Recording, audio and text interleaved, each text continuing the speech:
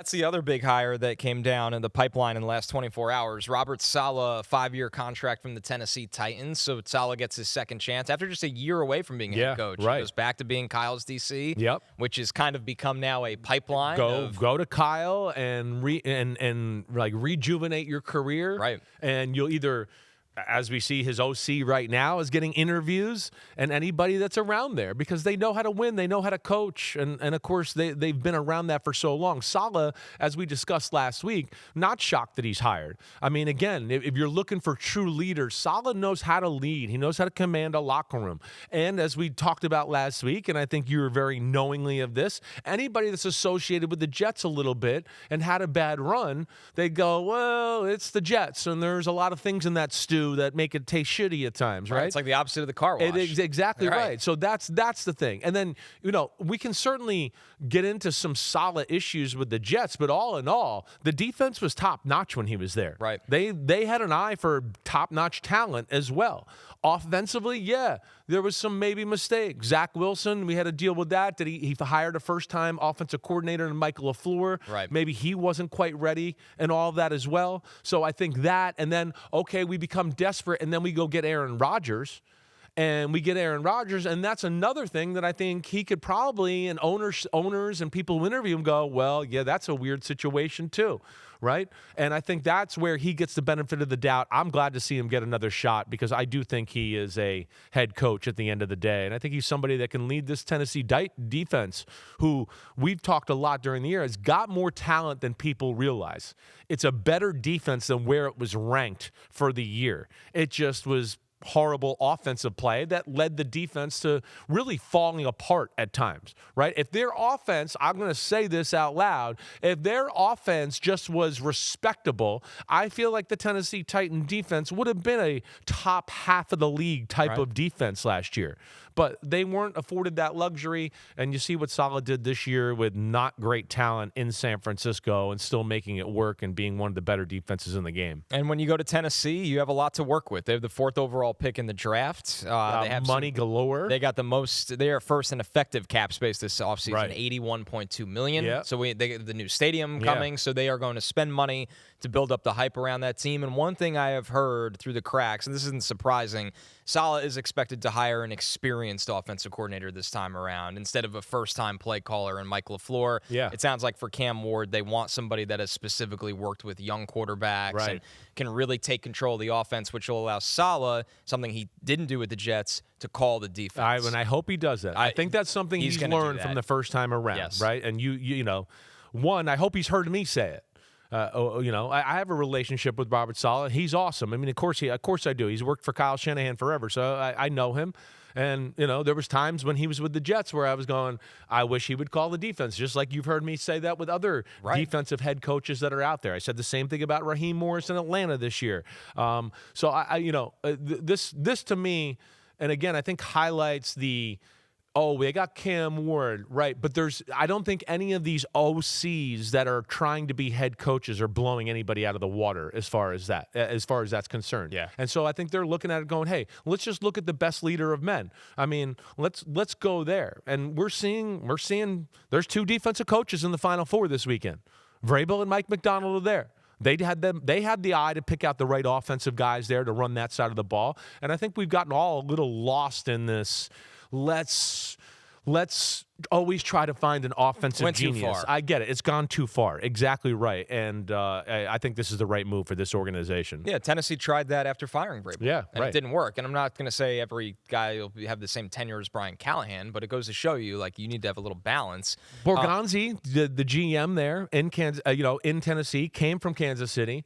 He was at a place in Kansas City where, we hired a coach where it didn't work the first time, and he did a lot of good things in Philly and Andy Reid. But he readjusted his approach a little bit and changed things and won, and I think he probably saw that in action. And then, of course, being in Kansas City and facing the 49ers and probably hearing those coaches talk about dealing with Robert Saleh's defense. And the one thing you can't deny about Robert Saleh's defense is they're always physical. They're always disciplined. They bring it on a week-to-week basis, right? And I think that's the things you can jump on with Saleh being your head coach. And I think if you're a Titans fan, it should be comforting that your GM was willing to get uncomfortable with the hire. He could have hired Matt Nagy and Yeah, been like, right, I've been around right. this guy. I know this guy. This is what I'm doing. No, he goes outside the box for a guy he didn't know before this process in Robert Saleh. For the betterment of the franchise, we think. How about this one from Jag6794? Saleh should have stayed in San Francisco, do a proper run with no injuries. Well, I understand. Like, yeah, could he a proper run with that healthy, that defense, if it's healthy? Yes. Are they a top 2 or 3 type of defense in football? I get that, yes. But you also don't know the lay of the land for next year. And this is what always happens, right? I mean, yes, I understand you want to be picky about your next job. I get that.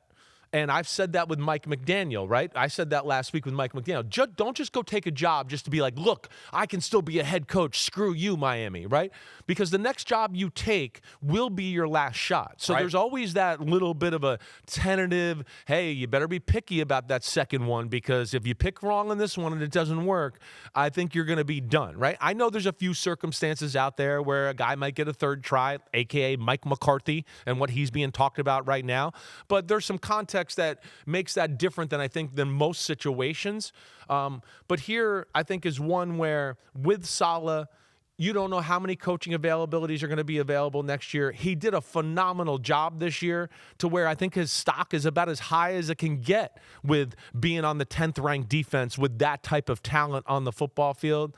And you don't know how many jobs are going to be open next year. You don't know how many coordinators, and especially the offensive ones, maybe come out of nowhere for next year too, right? A Clint Kubiak, maybe another year in Seattle where he becomes, the next year's Liam Cohn or Ben Johnson. And those are things where it's just hard to have the crystal ball and know all of that. So I think he's right in taking this job and this opportunity here. You got to strike while it's hot, and this was a desirable place, clearly, with the new stadium. I know there's been some questions about ownership, but I think Borgonzi has stabilized it in Tennessee. People really like Cam Ward in this league, and the excitement, and also to the point.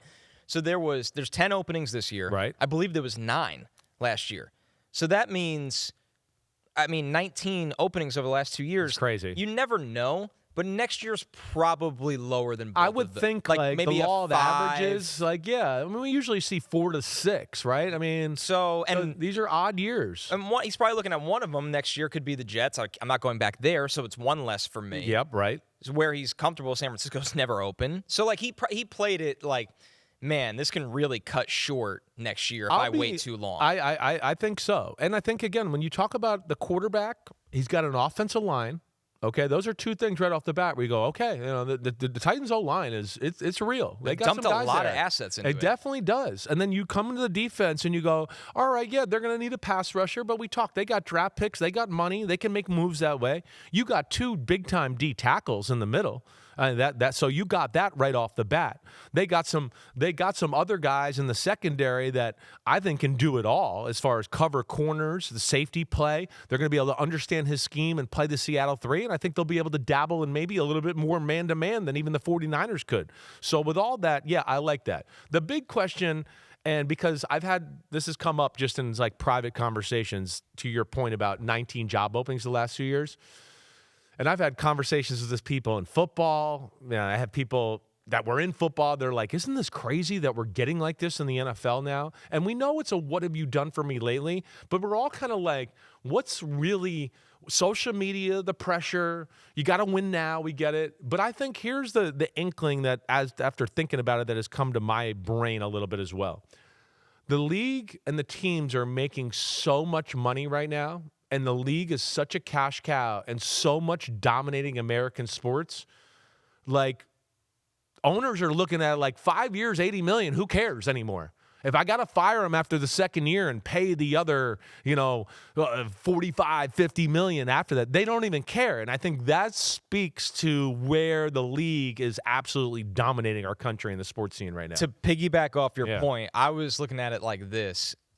So say you have a coach under contract for 3 years, $3 million. Say you are hesitant to cut that coach because you don't want to pay the $33 million and then hire another coach.